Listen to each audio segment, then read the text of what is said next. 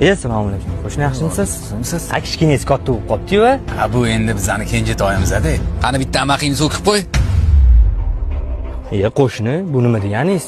Bolaga ham shunaqa tarbiya beradimi? Kechirasiz. Siz Jafar radasimidingiz? Manmi? Men o'g'lingizni o'qituvchisi bo'laman. Jafar maktabda qizlarni yubkasidan tortib, tejoli qilyapti. Sal tarbiyasiga e'tibor bersangiz bo'lardi. Ha, o'g'il bola bo'lgandan keyin qizlarni yubkasidan tortadi. Eskilar to'g'ri aytishgan ekan. Balo boshidan sasiydi deb. Aslida o'g'lingizga emas, o'zingizga tarbiya kerak ekan.